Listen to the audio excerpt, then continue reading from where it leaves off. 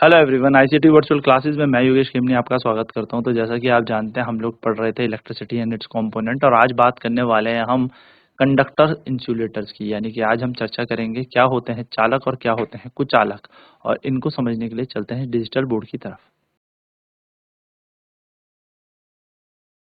तो जैसा कि मैंने आपको लास्ट क्लास में बताया था कि सर्किट कंप्लीट होना इज़ वेरी इंपॉर्टेंट। अगर सर्किट कंप्लीट है तभी हमारा बल्ब ग्लो करता है। अगर सर्किट कंप्लीट नहीं है तो बल्ब ग्लो नहीं करेगा, है ना।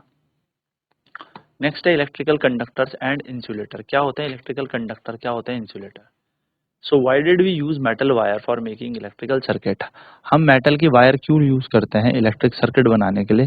धातु बनाने के लिए हम तार ही क्यों यूज करते हैं, वो भी धातु की तार, सॉरी, तार बनाने के लिए हम धातु की तार ही क्यों उपयोग करते हैं, प्लास्टिक क्यों नहीं। तब तक निहाल के मन में क्वेश्चन आता है कि इलेक्ट्रिक वायर जो होती है, यानी कि जो तार होती है, उनके ऊपर हम प्लास्टिक की कवरिंग क्यों करते हैं। तो ये सारी चीजें हमें अब यहाँ पर समझने में मिलती है।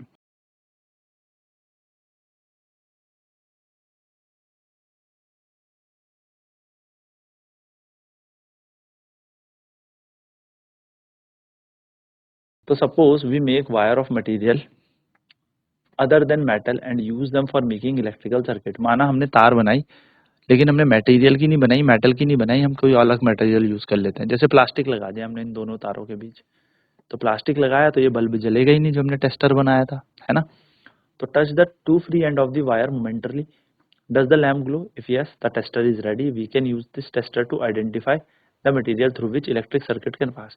तो हमने एक टेस्टर बनाया जिसमें हमने लैम्प जोड़ा एक सेल से, और एक तरफ से हमने उसका परिपथ यानी कि सर्किट को अधूरा छोड़ दिया। अब ये जो अधूरा सर्किट है, ये हमें तार ना आपस में नहीं जोड़नी, हमें यहाँ पे चीजें रखनी है भिन्न भिन्न प्रकार की, यानी कि अलग अलग चीजें हम यहाँ पे रखेंगे और चेक करेंगे कि क्या यहाँ से यहाँ को करंट फ्लो हो रहा है या नहीं। जैसे चम्मच हमने यहाँ पे रखा, स्पून हमने यहाँ पे रखा, तो जैसे हम यहाँ पे एक स्पून रखेंगे तो करंट क्या करता है, फ्लो कर जाएगा, बल्ब ग्लो हो जाएगा, यानी कि स्पून से करंट पास होता है, यानी कि रास्ता बनाने में चम्मच प्रभावी है। तो ऐसे हमने अलग अलग अलग तरीके के मटेरियल रखे, जैसे मेटल का स्पून रखा, चम्मच रखा, कॉइन सिक्का रखा, कॉर्क रखी, रबड़ रखा, ग्लास रखा, कीज रखी, पिंस रखी, प्लास्टिक स्केल रखा, वुडन ब्लॉक रखा, एल्यूमिनियम फॉइल रखी, कैंडल रखी, स्विविंग नीडल रखी, कार्डबोर्ड रखा, पेपर रखा, पेंसिल लेड, ये सब चीजें हमने यहाँ पर धीरे धीरे रखते चले गए। तो जैसे जैसे हम यहाँ पर चीजें रखते चले गए, जैसे जैसे हमने चीजें यहाँ पे रखी, वैसे वैसे क्या हुआ, ये बल्ब ग्लो हो रहा था। तो जब ये बल्ब जिन जिन चीजों से ग्लो हो रहा था वो कंडक्टर थे, यानी कि वो हमारे क्या थे, चालक थे। और जिन जिन चीजों से करंट ग्लो, बल्ब ग्लो नहीं हुआ, वो हमारे इंसुलेटर्स हो गए। तो one by one touch the free end of the tester, धीरे धीरे एक एक करके आप टेस्टर को टच करते चले। Both the end of each you will, जो भी ऑब्जेक्ट आपने यहाँ पे रखा हुआ वो इन एंड्स पे रखते चले गए। आप देखते जाना, बस इतना श्योर रखना कि ये दोनों तार आपस में कनेक्ट ना हो। वन बाय वन जैसे आप ये तार कनेक्ट, भिन्न भिन्न चीजों से कनेक्ट करते रहोगे, चीजों से रखते रहोगे, तो आपको यहाँ पर ये पता लगेगा कि किन चीजों से करंट आ रहा है, यानी कि सेल ग्लो कर, बल्ब ग्लो कर रहा है या नहीं कर रहा। बस। तो जैसे आपने सबसे पहले लकड़ी रखी, स्टिक, लकड़ी किससे बनी है, वुड से बनी है, तो यहाँ पे लैम्प ग्लो करेगा नहीं। और कंक्लूजन है कि क्या है, ये कंडक्टर या इंसुलेटर। तो जिन चीजों से करंट फ्लो करता है, जिन चीजों से हमारी सेल, हमारा बल्ब ग्लो करने लग जाता है, चमकने लग जाता है, वो कंडक्टर्स होते हैं। तो सी मतलब कंडक्टर। फीटा आपने रखा है, स्केल, स्केल किसका बना है, प्लास्टिक का, तो आंसर आएगा नो। तो ये भी क्या है आपके पास, ठीक है, सॉरी, एक सेकेंड है, जिनसे करंट नहीं फ्लो करता वो इंसुलेटर होता है, ठीक है। तो स्केल क्या है, हमारा इंसुलेटर है, यानी कि अधातु है। बैंगल क्या है, ग्लास से बनी हुई है, तो इससे भी करंट फ्लो नहीं करेगा, बल्ब हमारा ग्लो नहीं करेगा, तो ये भी एक इंसुलेटर हो गया। पेपर स्ट्रिप से भी बल्ब ग्लो नहीं करेगा, हमारा बल्ब नहीं चमकेगा, तो ये भी एक कुचालक यानी कि इंसुलेटर है। कैंडल से बात करें तो कैंडल से भी बल्ब ग्लो नहीं कर रहा था, तो ये भी एक इंसुलेटर है। जैसी चाबी रखी तो यहाँ पर हमारा ये बल्ब जलने लगा, तो ये कंडक्टर है। इरेजर से बल्ब ग्लो नहीं हुआ, कोई भी बल्ब चमक नहीं रहा था, तो ये फिर एक इंसुलेटर है। आपने अलग अलग चीजें यहाँ पे रखते रहनी है, और जिन जिन से बल्ब ग्लो करता है वो हमारे कंडक्टर, और जिनसे नहीं करता वो इंसुलेटर। ठीक है, चलिए नोट कर लेते हैं फटाफट, फिर बढ़ते हैं आगे।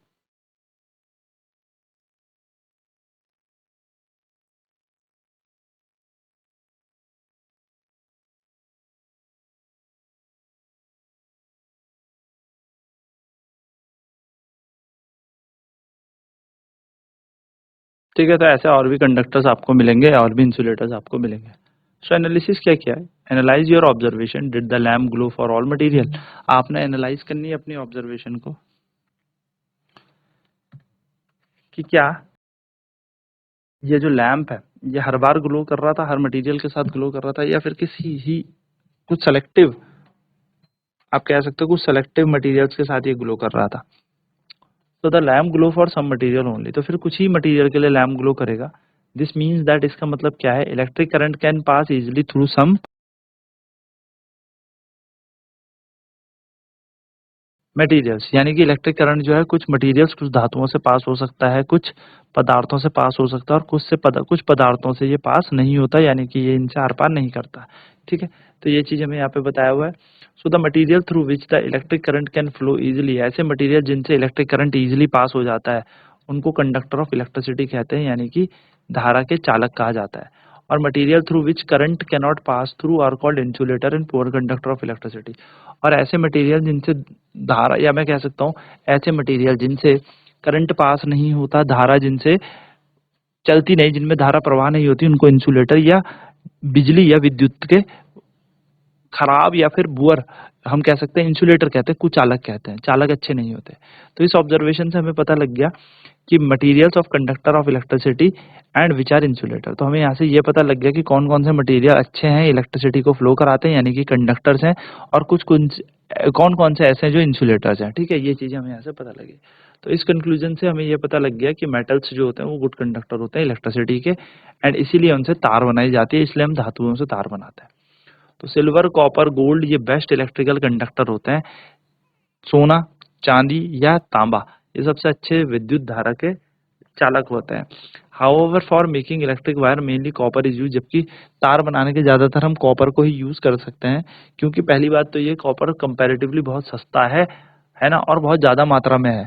गोल्ड और सिल्वर लिमिटेड अमाउंट में है, और लिमिटेड अमाउंट में है भी, और साथ साथ में महंगे भी बहुत है ना। इसलिए हम लोगों के लिए कॉपर जो है एक अच्छा सोर्स है, या अच्छा स्रोत है एनर्जी का, एनर्जी फ्लो कराने का एक अच्छा स्रोत है हमारे पास, या हम कह सकते हैं एक अच्छा कंडक्टर है, चालक है हमारे पास, जिससे हम ऊर्जा को संचालन करा सकते हैं, या विद्युत धारा का हम प्रवाह करा सकते हैं। तो कॉपर हमारे लिए सबसे ज्यादा जरूरी भी, और सबसे कह सकते हो चीपेस्ट सोर्स हो गया ऑफ मेकिंग इलेक्ट्रिकल वायर्स। ठीक है, चलिए नोट करते हैं इसे फटाफट।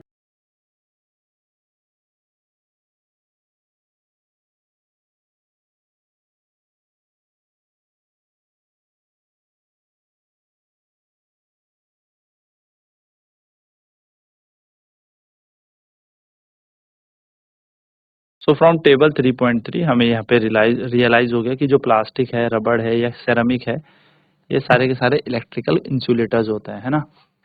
सो have you now understood why wires are covered with those materials. तो अब आपको यहाँ से पता लग गया होगा कि क्यों तारों को प्लास्टिक या रबड़ की कवरिंग के अंदर रखा जाता है, ताकि अगर कोई इससे डायरेक्टली कांटेक्ट में आए या डायरेक्टली से टच करे तो उसके बॉडी से करंट पास थ्रू ना हो, या हमें करंट ना लगे, इन शॉर्ट। तो कंडक्टर या इंसुलेटर जो है ये दोनों के दोनों इंपॉर्टेंट है हमारे लिए। Electrical wire, switches, connectors of plug and socket are made up of conductor. तो जो भी हमारे इलेक्ट्रिकल वायर होती हैं, तार होती हैं, प्लग होते हैं, सॉकेट होते हैं, ये सारे के सारे कंडक्टर्स के बने होते हैं।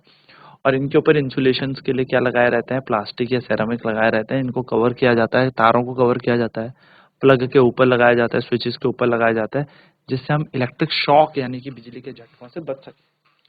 तो जो हमारी बॉडी होती है, our body is a conductor of electricity, ये भी एक कंडक्टर है इलेक्ट्रिसिटी का।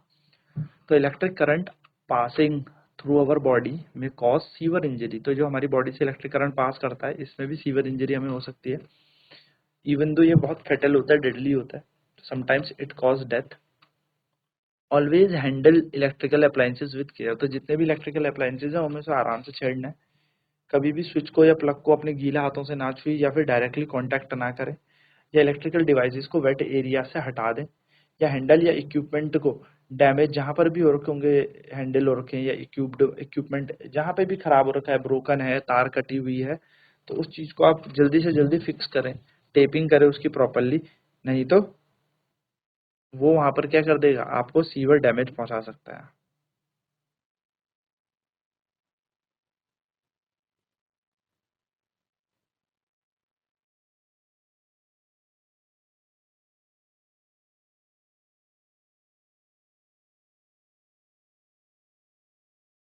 So have you ever wondered how the electricity from a cell or a battery is different from the electricity coming from a wall of socket? तो क्या कभी आपने सोचा है कि आपने एक बैटरी या सेल लगाया था, उसके थ्रू जो हमें इलेक्ट्रिसिटी मिल रही है वो किस तरीके से अलग है जो इलेक्ट्रिसिटी आपको सॉकेट से मिल रही है ना? आपको एक बटन दबाने से जो इलेक्ट्रिसिटी मिल रही है आपके सॉकेट में या बिजली के तारों में, वो एनर्जी, वो इलेक्ट्रिसिटी किस तरीके से अलग है और आपके पास जो सेल बैटरी होते हैं वो उसकी एनर्जी। तो जो हम अगर बात करें जो इलेक्ट्रिसिटी हमारी बैटरीज पे आती है उसकी पावर बहुत कम होती है, तो वो डायरेक्ट करंट बोलते हैं उसको, हम दिष्ट धारा हम इसको कहते हैं। In contrast in contrast the electricity from the power plant, जो एनर्जी हमें पावर प्लांट से आते हुए मिलती है, come to the wall socket, जो हमारे दीवारों में वॉल के सॉकेट में आती है, उसको हम एसी कहते हैं, अल्टरनेटिंग करंट। और इससे बड़े बड़े अप्लायंस चलते हैं, बड़ी बड़ी चीजें हम इससे चला सकते हैं। कहने का मतलब मशीन वशीन चलानी है आप एसी से चला सकते हो, अल्टरनेटिंग करंट से चला सकते हो, जिसको हम प्रत्यावर्ती धारा कहते हैं।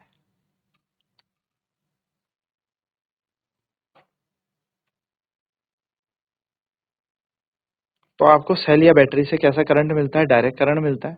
जबकि हमारे घरों में आने वाले सॉकेट से या हमारे घरों में आने वाले तारों पर होता है अल्टरनेटिंग करंट। तो डायरेक्ट करंट से स्मॉल डिवाइसेस रन कर सकते हैं, पर अल्टरनेटिंग करंट से हैवी डिवाइसेस या आप कह सकते हो बड़ी बड़ी मशीन्स, बड़ी बड़ी चीजें हम यहाँ पर ऑन या ऑफ कर सकते हैं। तो बेसिकली ऑन कर सकते हैं, कर उनको चला सकते हैं। ठीक है, तो ये हमारे घरों में आने वाला करंट और जो बैटरी से मिलने वाला करंट है, उन दोनों में थोड़ा सा अंतर है। तो देखते हैं इन अ नटशेल हमने इस चैप्टर में क्या पढ़ा। तो एक सेल जो होता है वो पोर्टेबल सोर्स होता है इलेक्ट्रिकल एनर्जी का। पोर्टेबल का मतलब आप एक जगह से दूसरी जगह उसे लेके जा सकते हो। तो सेल को आप इजीली क्या कर सकते हो, इधर से उधर मूव कर सकते हो। तो याद रखना सेल एक पोर्टेबल सोर्स है। सेकंड कह रहा है एक इलेक्ट्रिक सेल है, उसके दो टर्मिनल होते हैं, एक को पॉजिटिव कहते हैं और एक को नेगेटिव कहते हैं। तो दो सेल के पास दो टर्मिनल है, एक धनात्मक एक ऋणात्मक। अगर इनकैंडेसेंट लैंप की बात करूं तो एक छोटी सी वायर होती है या फिलामेंट होती है जो हॉट हो जाती है और ग्लो होती है। जब उसमें लाइट जाती है तो वो ग्लो हो जाती है ना? तो उसको हम क्या कहते हैं? जब भी इलेक्ट्रिक करंट हम इनकैंडेसेंट लैंप से पास कराएंगे तो वो ग्लो अप हो जाएगी, तो उसको फिलामेंट कहते हैं। एक एलईडी के दो टर्मिनल होते हैं, यानी कि एलईडी के पास दो छोर होते हैं, एक धनात्मक होता है और एक ऋणात्मक होता है। तो जो पॉजिटिव होता है उसको लंबी लाइन से ऐसे दर्शाते हैं, छोटे वाले को, नेगेटिव वाले को छोटी वाली लाइन से। Electric current can pass through LED in one direction only. जो इलेक्ट्रिक करंट है वो हम क्या कर सकते हैं, वन डायरेक्शन में ही फ्लो करवा सकते हैं।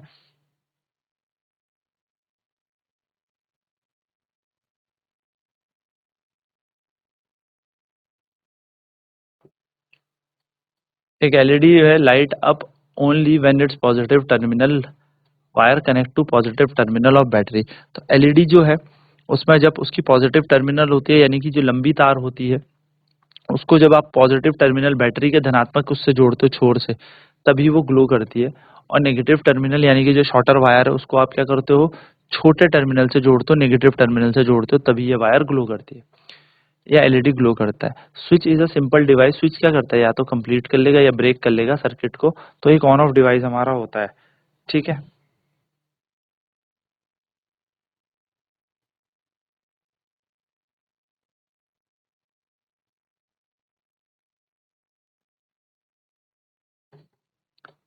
the direction of electric current in a closed circuit is taken to be from positive to the negative terminal of the electric cell।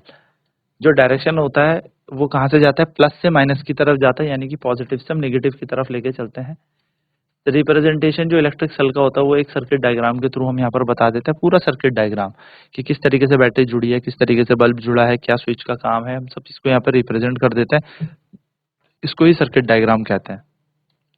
Material through which electric current can flow easily are called good conductor and conductor of electricity। तो ऐसे material जिनके अंदर से विद्युत धारा प्रवाह कर सकती है उनको हम अच्छे चालक कहते हैं या गुड कंडक्टर्स कहते हैं। और material through which current cannot pass through are called insulator और पुअर कंडक्टर ऑफ इलेक्ट्रिसिटी। और ऐसे मटेरियल जिनके अंदर से धारा प्रवाह नहीं होती, करंट पास थ्रू नहीं होता, उनको हम क्या कहते हैं, उनको कहते हैं हम लोग इंसुलेटर्स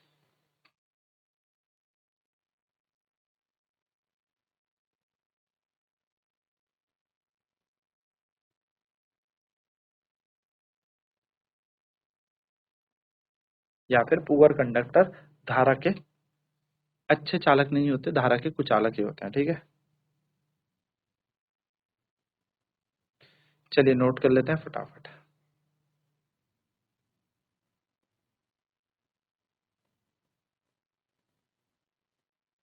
तो यहाँ पर ही हमारा इलेक्ट्रिसिटी एंड कंपोनेंट पूरा चैप्टर खत्म होता है। अब नेक्स्ट क्लास में बात करेंगे इसके उत्तर और प्रश्न पर, यानी कि प्रश्न उत्तर, क्वेश्चन आंसर्स पर। तो आज की क्लास में इतना ही। आईसीटी वर्चुअल क्लासेस में जुड़ने के लिए धन्यवाद। आपका दिन शुभ हो।